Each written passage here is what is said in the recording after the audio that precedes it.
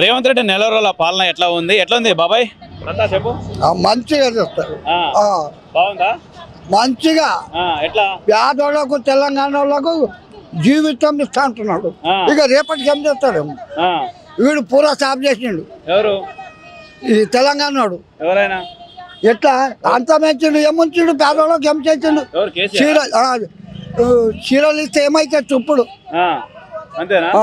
కోట్ల రూపాయల ఆపరేషన్ చెప్పించే కాంగ్రెస్ కోట్ల అరబ్ బ్యాంక ఎట్టుకున్నారా? ఇది రేషన్ కార్డ్, ఆధార్ కార్డ్ ఒక్క మంచి తిరగరాదు.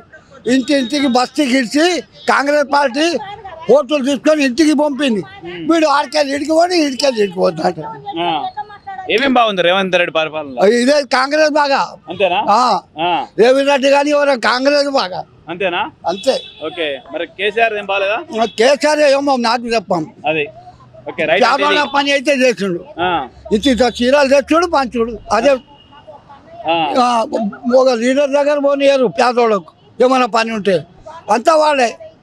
ఒక్క లీడర్ సైకిల్ మీద పట్టోళ్ళు 10 కార్లు ఎక్కడికెళ్ళి వచ్చాయి.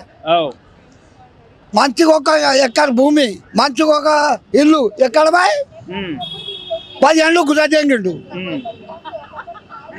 ఎక్కడ బా ఇల్లు? యా హుకుమత్ వస్తే ఇయ్యాలి.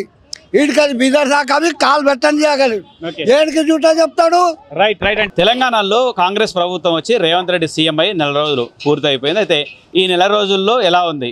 జనాలు ఏమనుకుంటున్నారు? ఎందుకంటే కేటీఆర్ 420 హామీలు ఇచ్చారు. 420 హామీస్ ఇచ్చేసి ఎప్పుడు నెరవేరుస్తారంటూ ఆయన ప్రశ్నిస్తున్నారు. అయితే జనాలు ఏమంటున్నారు ఇవాళ ఐటాక్లో చూద్దాం. అన్న, అంటే ఇక రేవంత్ రెడ్డి పరిపాలన వచ్చి నెల రోజులు అయిపోయింది, ఎట్లా అనిపిస్తుంది? మంచిగా. ఏమేమి బాగున్నాయి? ఏంటి? ఫ్రీ బస్, లేడీస్ కి ఫ్రీ బస్ అనేది ఇచ్చారు.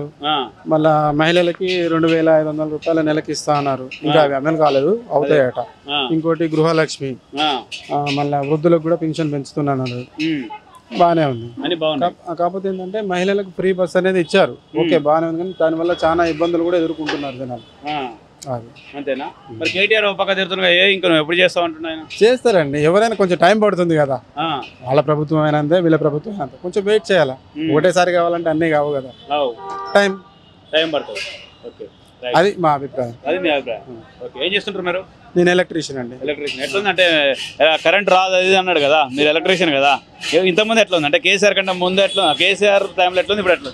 ఇప్పుడు ఏం కట్ కాలే, మంచిగా ఉంటుంది. ఏం కాలే, కరెంట్ పోతుంది, మొత్తం అంధకారం అవుతుంది కేసీఆర్ అన్నప్పుడు. అలా ఏం లేదు, ప్రజెంట్ అయితే బాగానే ఉంది.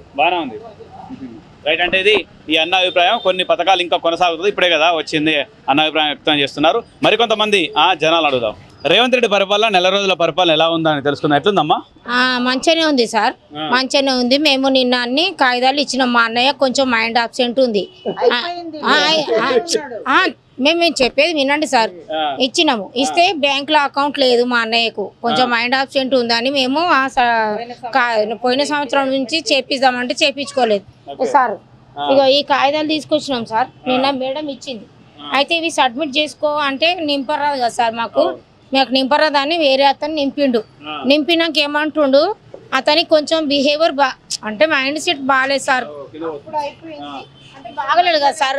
ఇప్పుడు బాగానే ఉన్నాడు, 10th క్లాస్ పాస్ అయ్యిండు, మంచిగా చదువుకుండు. కొంచెం ఏంటంటే డ్రెస్ బాగాలేదు, కొంచెం వెంటకెళ్ళి పెరిగి అట్లా ఉన్నాయి. తీసుకోము మేము అవసరం లేదు, తీసుకోము.